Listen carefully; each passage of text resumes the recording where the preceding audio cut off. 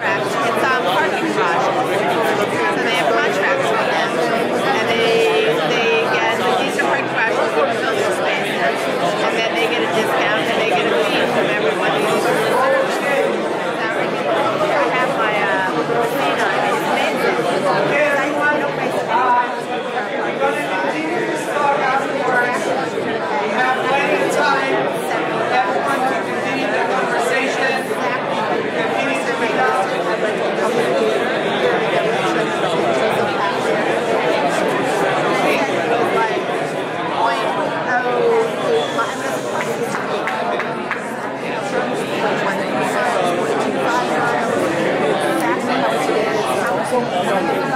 Okay.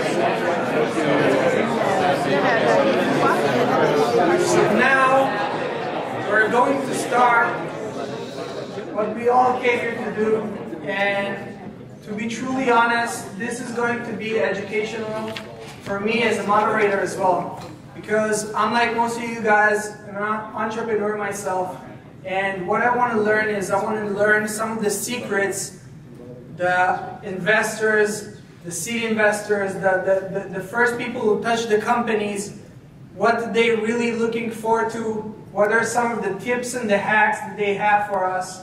So let's get right into it. Our first panel member is KJ. KJ Singh is a director of Techstars NY. Techstars, for those who don't know, I think is the best acceleration program in the world right now. It's very, very high profile. Almost every successful startup company that you hear that is coming out of an acceleration program must have been Techstars here in New York. So KJ, please join us. Our second investor and panelist is Lior Prosor. Lior is the director of investment of Pan-Africa Investment, a company that focuses on growth and development in African companies, and is the founder and general partner of Elevator Fund, a seed stage fund that helps Israeli startups grow and scale their business. So please, Lior.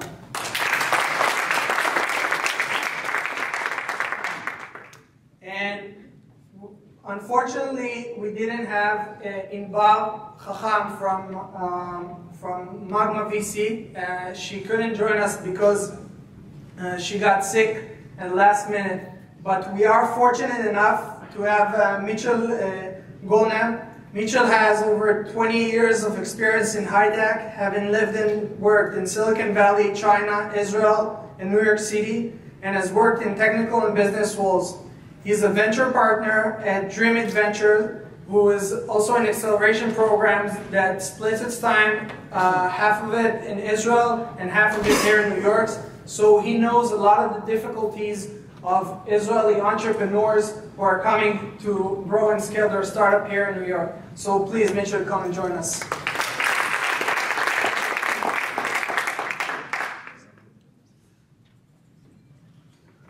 Okay, so like I said, this panel is really about the growth and scale of startup companies here in New York, and mostly companies who are coming from abroad, companies who are not familiar with this large market, who don't know what to do. So these are investors who have a lot of experience in those fields.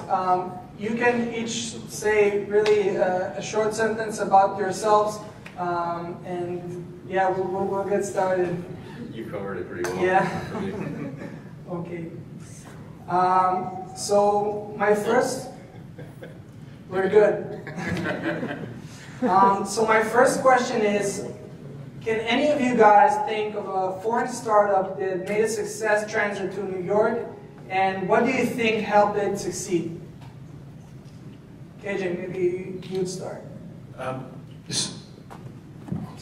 So one of the companies that immediately comes to mind, I mean, I could talk about the successful big companies. You think about Spotify, you can think about Skype, you can think about all these other companies that have created big businesses in the US, but I wanted to talk about Techstars company that came in the last program. It's called Sketchfab.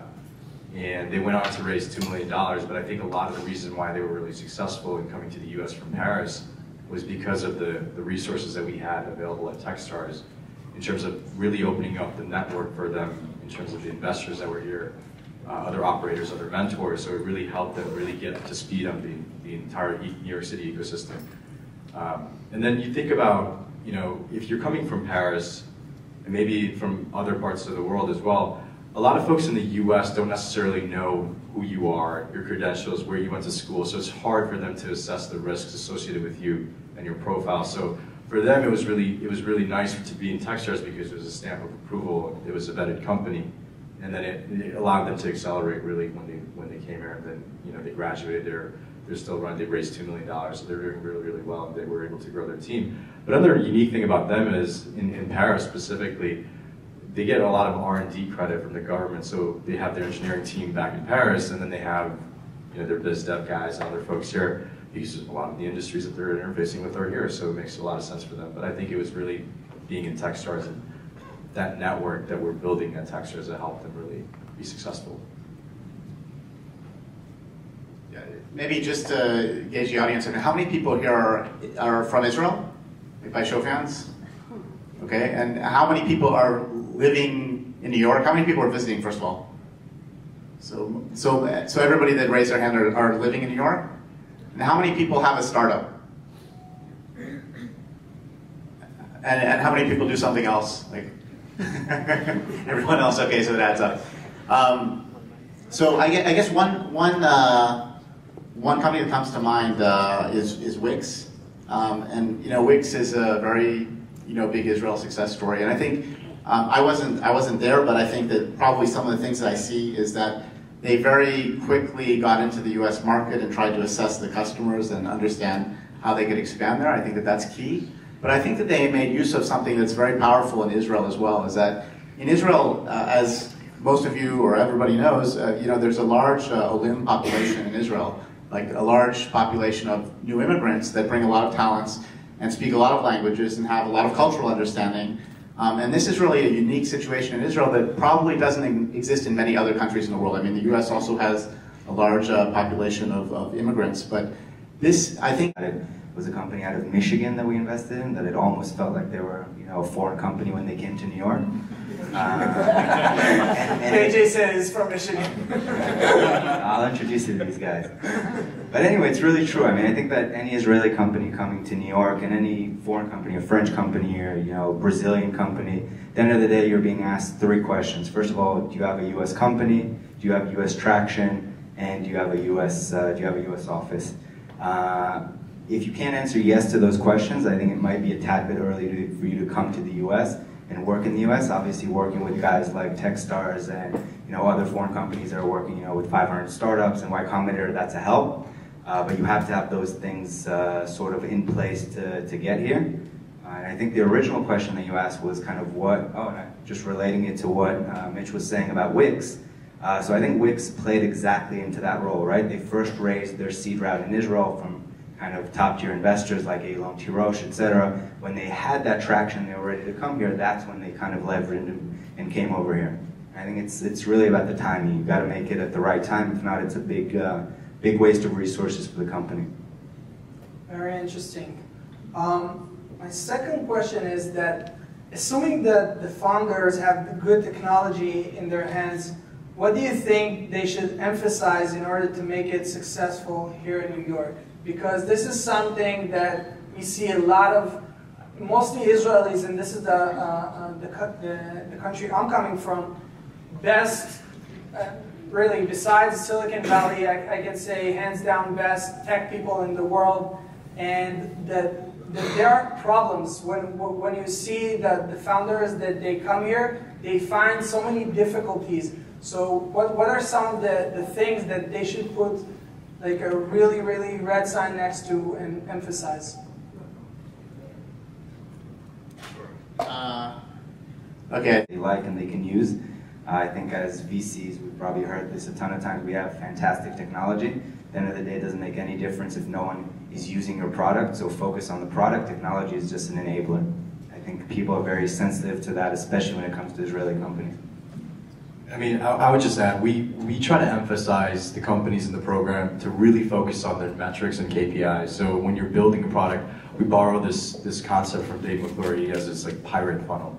Essentially activation, you have acquisition, activation, and then retention, referral, then you finally get to revenue. So when we're thinking about our companies, maybe they're companies that are coming from another country, do you have product market fit for that specific market in the US, in New York? So really talk to your customers like these guys mentioned to understand what's going on. And then you can track everything and be really scientific about how you're going about your business rather than just haphazardly changing things. There's always ways to test things before you make changes and before you add features, and that's just the worst. Just keep adding features because you don't know what's going on. So I'd say really talk to your customers, really understand what the market wants and build that. Right. You could have a great technology, but people may not need it. Can you just repeat those 5 things that you said? Oh, so it's the pirate R. Yeah, so it's activation. First is acquisition, activation. Retention, referral, and then finally you get to revenue. So you just keep going through the funnel. We think of businesses in 3 separate phases at Techstars. We think of pre-product market fit. Then we think about once you've achieved it, you're really building your user base, and then finally once you have substantial users, you can start thinking about revenue. I mean, it doesn't apply to everybody, but it's one of the things that we think about in a framework. Right. And I think that what you guys said in one word is consumer thinking, because for us Israeli is really, really a hard thing to do the transit and to understand that consumer come first. A lot of Israeli technology companies nowadays, they're not just the IT companies, the security companies. They're trying to build their company around the B2C, the consumer, and this is a really important lesson for all of us, I think. So I totally agree with you on that.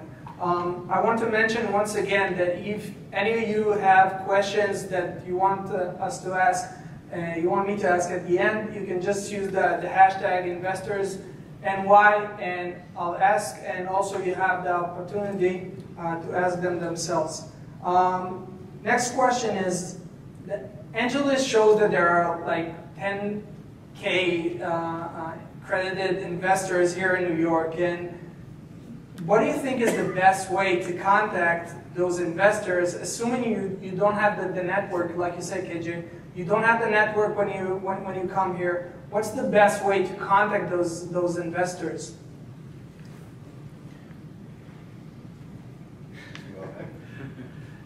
There are a lot of investors, but I mean, I think the thing you want to do is do your homework, right? There's ways you can follow a lot of folks' blogs. A lot of people blog about what they're interested in, what they're looking at, what they're excited about, and you can start engaging with them. If you don't know anybody, that's a good first step. But I think LinkedIn is a very powerful tool because it allows you to see how far away are you from a certain investor, right? How can you get connected to that person? Always warm introductions are better than just cold, emails or finding your way in that way. But I think using LinkedIn is a powerful tool, and using social media, because these investors also want to create a brand for themselves. They tell you what they're interested in, tell you what they're investing in. So find the ones that are interested in what you're building and try to form a relationship. You can follow them, you can create lists on Twitter, you can start interacting with them on social media, and then eventually when you're ready, you can kind of get to that point. But I think do your homework, use LinkedIn, social media, but I'm sure you can find 1 or 2 people that can introduce you in your network. Yeah, I would say that, at the end of the day, good investors should be pretty accessible, meaning, the 80-20 rule of life applies to startups more than it does to anyone. So the 20% of startups are going to be the ones that are venture funded. Of those, the 20% that actually have exits are going to be a value that's more than the other 80%. So within those rules, if you want to be a good investor, you have to be very accessible. You have to be out there and have people and have entrepreneurs be able to get to you. So I would say of those 10,000, you can probably understand who's accessible or not exactly like that. If it's very hard to reach them, then it's probably irrelevant. And I think the number 10,000 is also pretty relevant. It's like saying there's 8 million people in New York, right? There's just a lot of people with money. It doesn't mean that they're real investors or that they're real investors. You should focus on people that can bring money, value to your business, and look at an investor, especially at the early stage, almost like a co-founder.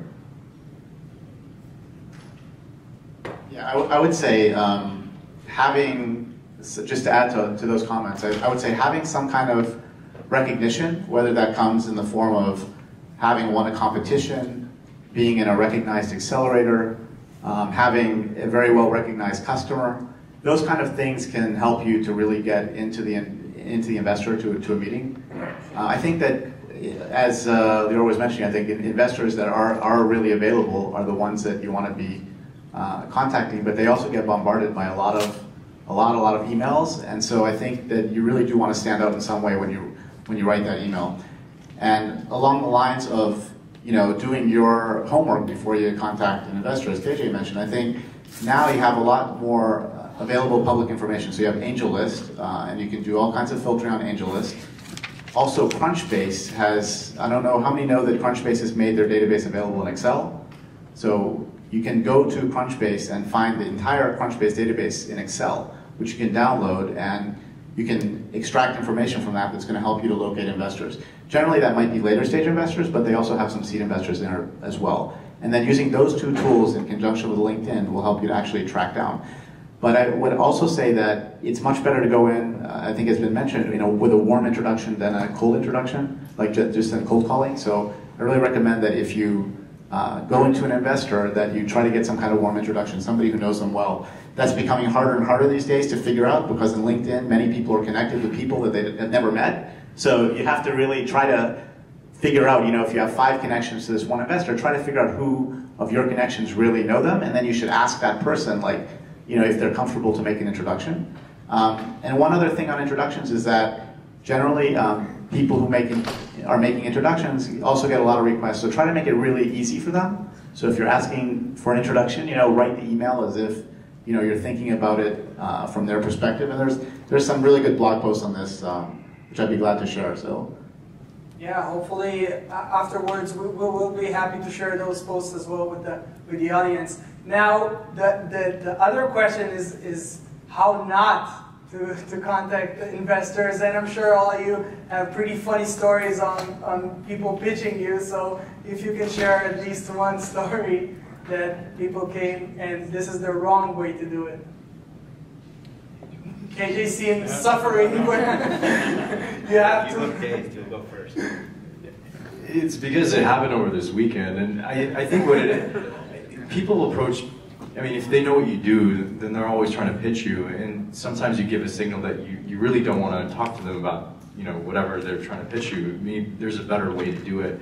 At Techstars, we actually encourage entrepreneurs to come meet with us, regardless if they're Techstars affiliated or not. We want to help.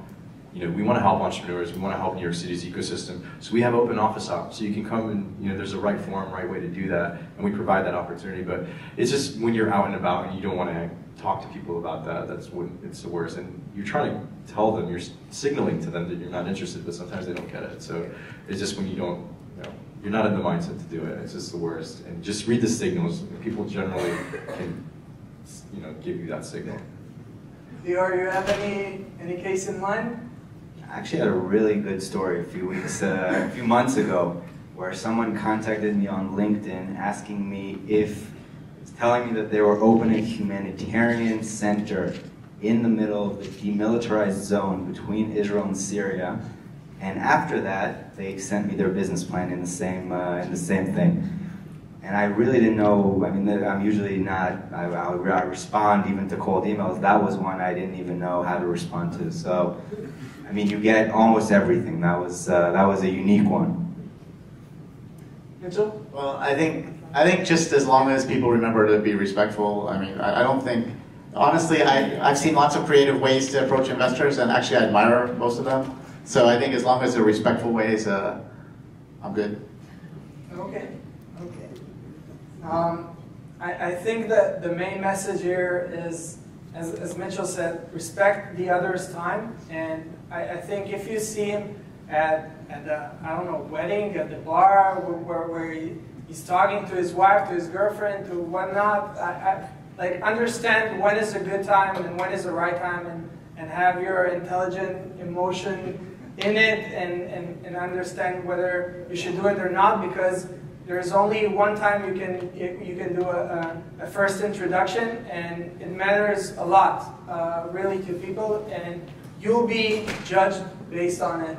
Am I right? Based on this first thing. So we've launched the first, and now I'm talking about a startup that already launched the first beta, and it got some traction, and users seems to enjoy the product, but it doesn't go as viral as he thought it would be. What is one tip you can give those entrepreneurs that are at that stage in order to really grow themselves and their app into the next level? Mitchell, maybe you'll start this time.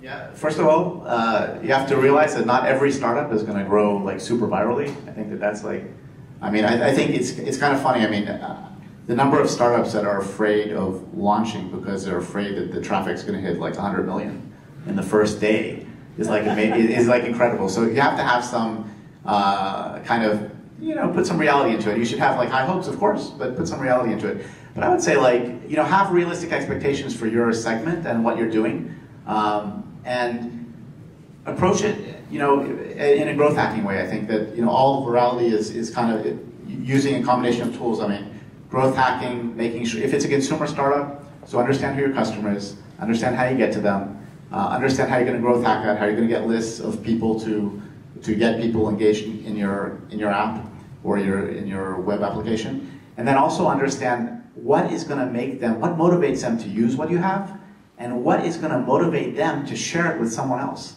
Like, why is somebody going to share it with somebody else? And I think that applies both to the consumer and the business side.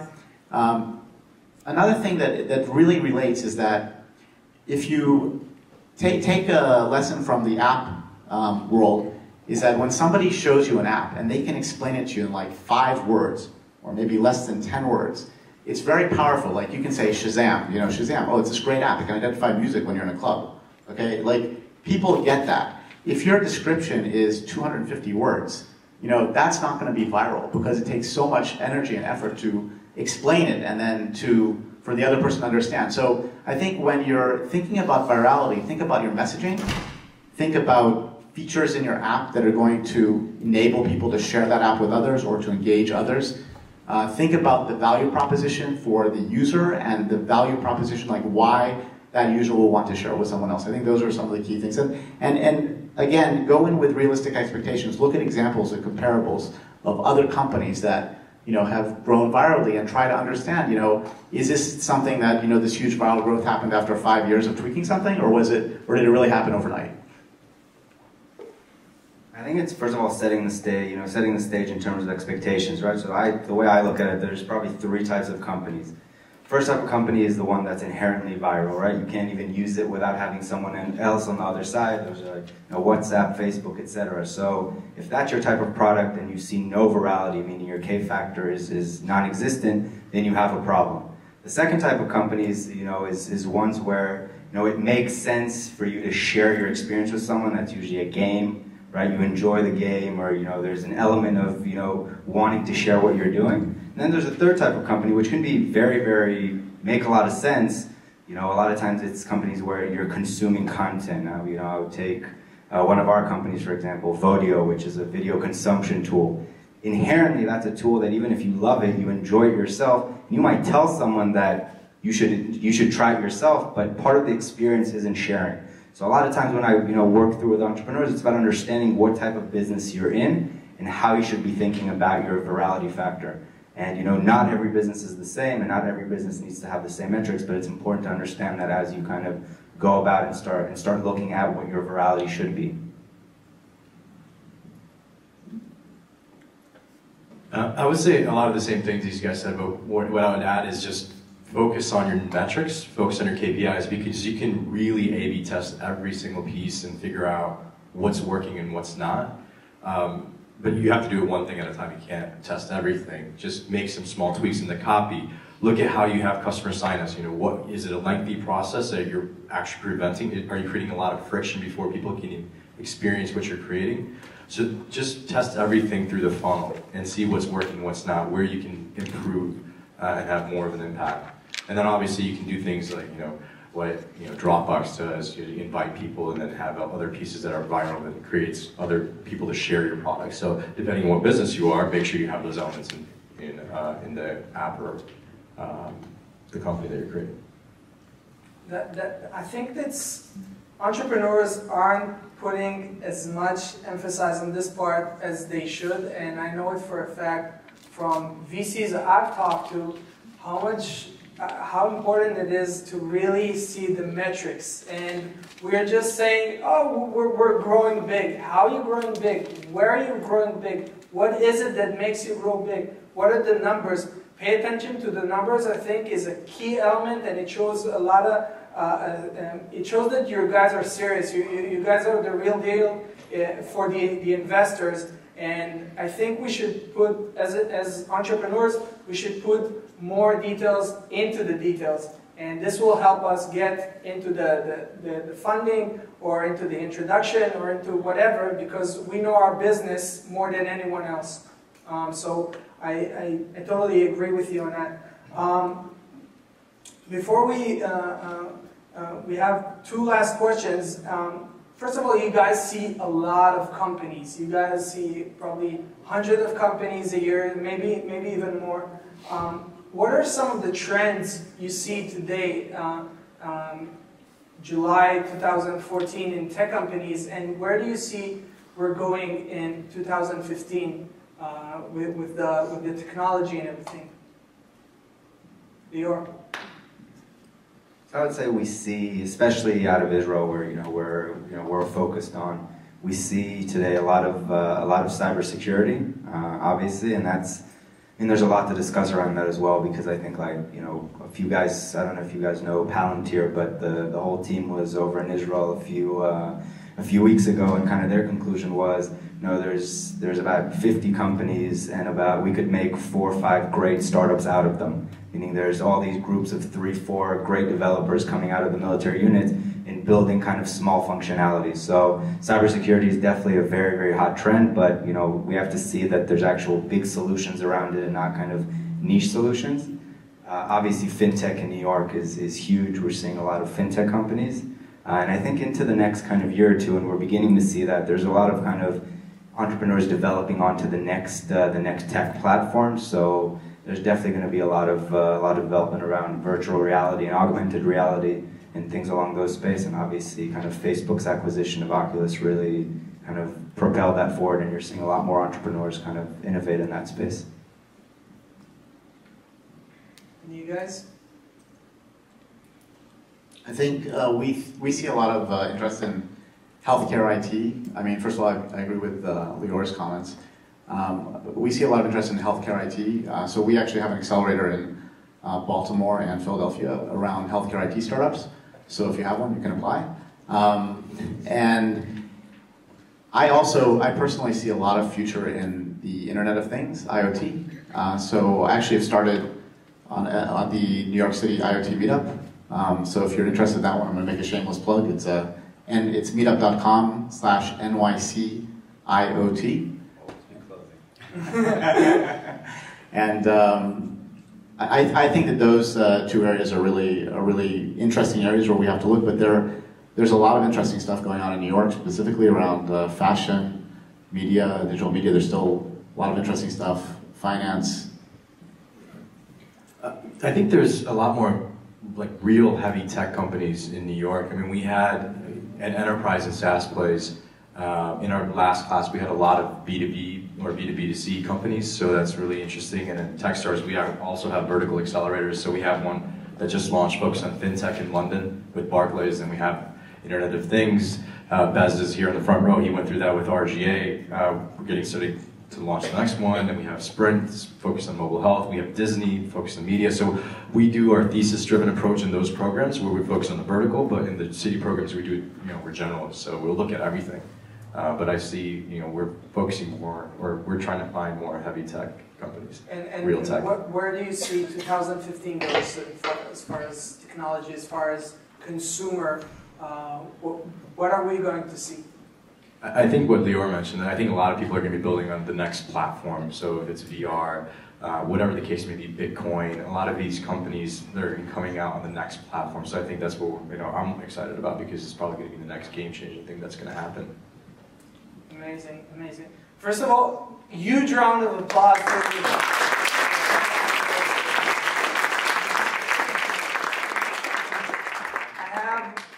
I said, I have the hashtag on, so I have some interesting tweet here from Itamar Kestenbaum, because all of you guys are in the acceleration as part of the investment part, and Itamar is asking, what should a company do to prepare for applying to an accelerator?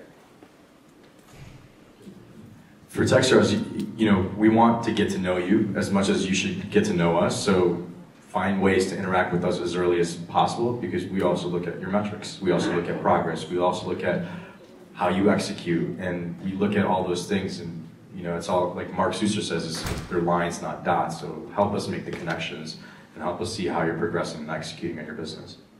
But just get to know us. Okay. Lior? So I would say we're a bit different. We call ourselves an accelerator, but we're talking about acceleration from the Israeli market to the U.S. market. So essentially, we write check sizes which are quite larger than an accelerator check size, and we're also looking at companies that are a tad bit later stage. So what we're really interested in is just specific metrics around growth into the U.S. Do you have any U.S. customers already? If you don't, what customers around the world do you have? And how would that replicate into the U.S. market? What customers would those be? A little bit of a competitive analysis on what's going on already in the market. That's those are the drivers we're looking at to kind of make sure that within the next 6 to 12 months you can actually grow into either New York or the Valley and get funded here, but also open an office here and grow here. So in Dreamit, we look for a few major things. We look for strong teams. Okay, and this means that the individuals usually have some kind of proven track record, whether that was working in a company or developing their own product or service, something that shows that they're entrepreneurs.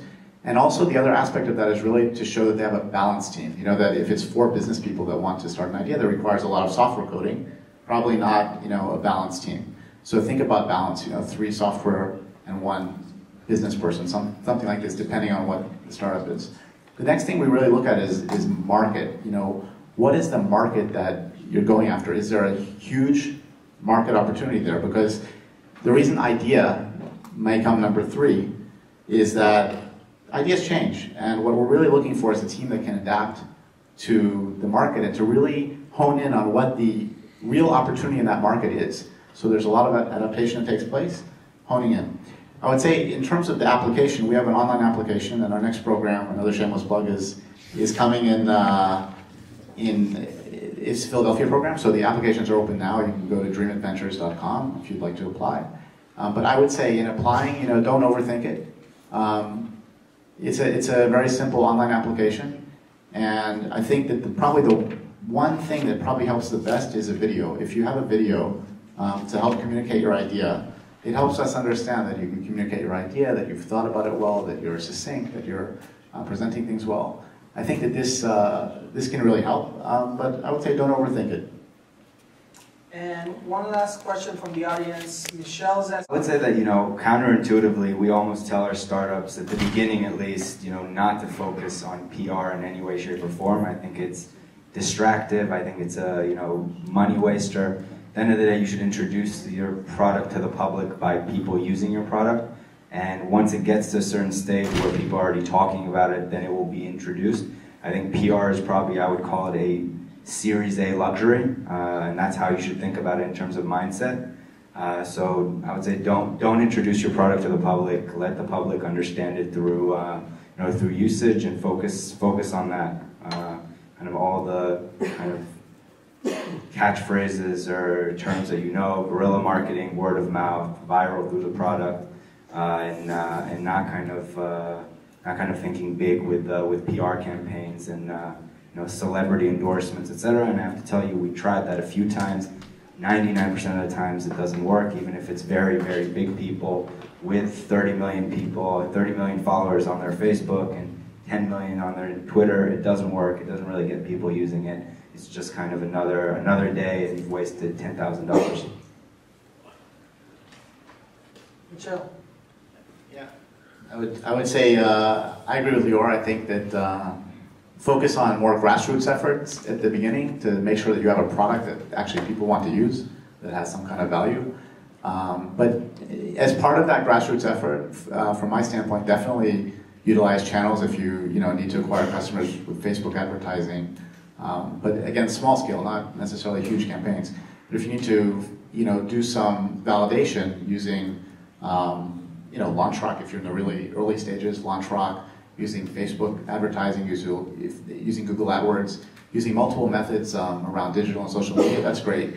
But I also would say that usually to agree with Lior, when you get a big press hit, usually if it even does succeed, it's usually short-lived. It usually happens, it's ego value, as Lior said.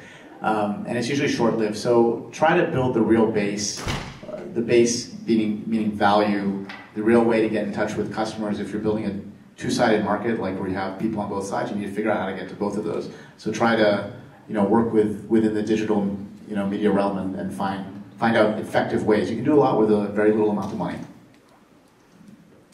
Agree with everything. Just one thing, if you're spending money, just be sure that you know how much you're spending and figure out your LTV, the customer's lifetime value, and make sure you're not spending more than what it is. So, but also figure out what type of, enterprise businesses versus a consumer business is totally different. So, what these guys said, definitely just make sure the product is working. The best thing is for people to love your product and just tell other people. Word of mouth is the best way to do it. I think what KJ just said, it's something that should linger in your head, that if you spend $1 on a user acquisition, make sure that this user returns as a 2, 3, 4, and not as a 50 cent, because then it's a bad investment. And this is something entrepreneurs need to understand, because otherwise your business would go bankrupt really, really early. Last question is, how can we contact you guys? So KJ. Email is fine, kj.singh at Techstars, and you can just put in the subject the event, and I'll know where we met. Email is just mitchell@dreamitventures.com. Easiest way to get in touch. Same here, LinkedIn, email, lior@elevatorfund.com. Should be pretty simple, responsive. Great, so thank you all for coming today. Thank you guys for making time. Thank you for coming. We will continue our talk outside and continue to network and get to know each other. Thank you all.